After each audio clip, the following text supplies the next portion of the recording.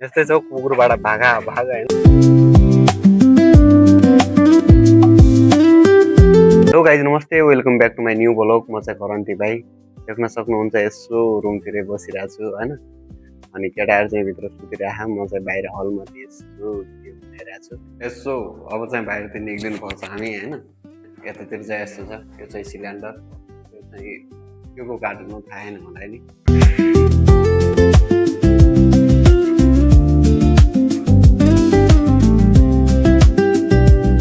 Finally म चाहिँ बाहिरतिर आइसकेँ हैन। बाहिरतिरको माहौल चाहिँ यस्तो छ, बिहान बिहान गाडी साडी चलिरहेको।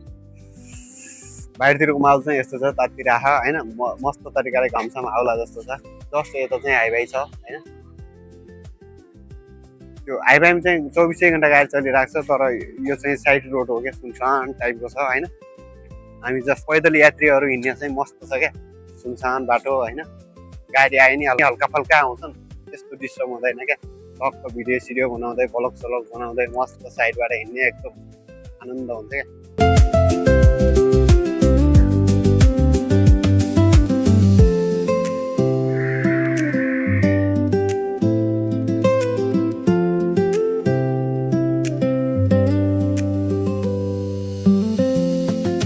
हाम्रो ट्याङ्कर आइसक्यो। यो रुख चाहिँ 5-7 झरेर पुरै सुक्न आँटिसक्यो।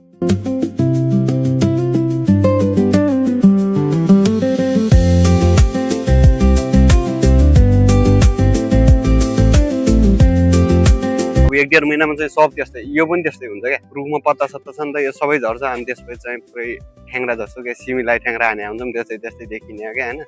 अनि त्यसपछि चाहिँ गर्मी नि अत्था हुन्छ। अब हावा नि कहाँबाट आउने क्या, अहिले चिसो हावा आउँदै आउँदैन। अब रुख बिरुवा भन्ने कुरो सब पत्ती सत्ती झरेर हुन्छन्। अनि त्यसपछि त खम्बा जस्तो त हो नि होइन।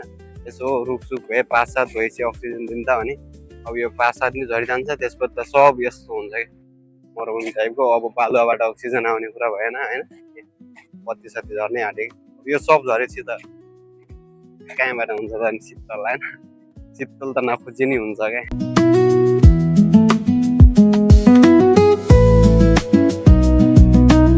यतातिर चाहिँ यसो घर बनिरहेको रहेछ, यसो बाहिरतिर खटै खट होइन। 1 2 3 फ्लाइट होइन, 3 फ्लाइट रहेछ। यतातिर चाहिँ पुरै खुल्ला छ फेरि जग्गा, खाली ठाउँ छ, स्पेस एकदम डरो बबार। यो ठाउँ त पुरै नयाँ नयाँ जस्तो लागिरहेको त मलाई यार। म घुमिरहेको हुन्छु तर यो ठाउँमा हिँडेको थिइनँ नि त। अब यतातिरको माहौल यतातिर चाहिँ बबाल छ क्या फेरि। टक्क कम्पनी होइन, बाहिरतिर यसो गार्डन एरिया होइन हुन्छ नि त, कार सार पार्किङ गर्ने ठाउँ होला सायद। यतातिर गरिराख्नु कार पार्किङ यस्तो छ। अनि यतातिरको त फेरि यही हो, रागल्ली टाइपको होइन, त्यस्तै छ क्या। त्यस्तै छ। घुम्नलाई चाहिँ जो रमाइलो हुन्छ बिहान बिहान। साथीहरू भए चाहिँ मस्त हुने, तर एक्लै छु म, त्यो भयो। यो चाहिँ कुन आइटमको गाडी हो म यस्तो भएको होइन। के बोक्छु होला यस्तो यस्तो गाडीले यार। यस्तो गाडी अडिया मात्रै देखिए हुन्छ, तर के बोक्छ भन्ने मलाई पनि थाहा छैन। आजको यस्तो लोड गरेर हिँड्न लागेको गाडी देखाएन। यसो बबाल देखिँदैन रहेछ त पछाडितिरको भ्यू चाहिँ। पातलो गल्ले भयो नि डेन्जर छ। यतातिर चाहिँ यसो खजुरको रुख छ। खजुर हो कि नरिवलको रुख हो मलाई पनि थाहा छैन, खजुर नै होला सायद होइन। यतातिर चाहिँ ठुल्ठुलो सिलिन्डरहरू चाहिँ के हो थाहा छैन मलाई। मेरो पछाडि चाहिँ एकजना भाइ साहब हुनुहुन्छ, तर कहाँको हो यो मान्छे थाहा छैन फेरि मलाई। कि बोलाइदिउँ र म कहाँको हो, बस छोडिदिउँ आफ्नो तरिकाले हिँड्न दिउँ होइन।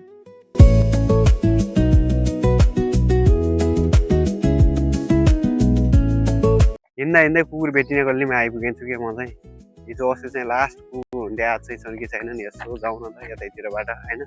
कुकुरसँग डरायो नि के हिँड्नु, तर आजभोलि चाहिँ लास्टै सताइराख्ने क्या कुकुरहरूले होइन। यसो भिडियो सिडियो बनाउँदै हिँडिरहेको हुन्छ नि त म पराए। अनि कुन गल्लीमा कुकुर भेटिन्छ भन्ने पनि थाहा हुन्न मलाई। यसो हिँडिरहेको हुन्छु, पछाडिबाट पुरा मचेर आइरहेको हुन्छन् क्या। यो गल्लीमा चाहिँ कुकुरहरू धेरै हुन्छ क्या, पछि पछि कस्तो टेन्सन लाग्दो छ क्या होइन। झ्याउकेर आइरहेको हुन्छन् होइन। यस्तो डर लाग्छ भने क्या साँच्ची यार होइन। यस्तो कुकुरले नि के गर्छ होला र भन्ने हुन्छ। अब सट्टै हिँड्ने जान्छ क्या गल्लीबाट, अनि पछि एकदम झ्याउकेरै आइरहेको हुन्छन् क्या होइन।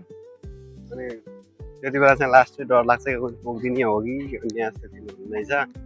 होइन मलाई चाहिँ अहिले भर्खर भोग्यो फेरि पछाडितिर एउटा कुखुरा ग्याङले ल्याङ हानिरहेको थियो अब अगाडितिर फेरि अर्को कुखुरा ग्याङ छ क्या फाइनली यति डरलाग्दो छ नि कुकुर पनि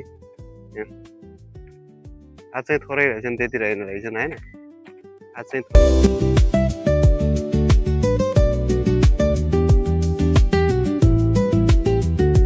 यस्तै छ कुकुरबाट भागा होइन यहाँको चाहिँ खतरा अब टोक्लन जस्तो गरेर आइदिन्छन् क्या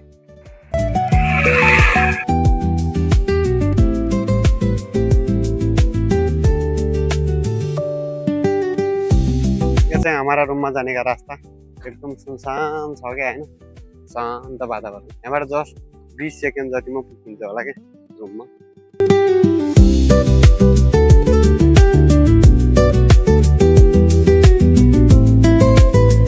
यो चाहिँ हाम्रो गाडी होइन यसो कम्पनीको सामान डेलिभरी गर्छ प्लस चाहिँ हामीलाई यसो लिने ल्याउने कम्पनी गर्छ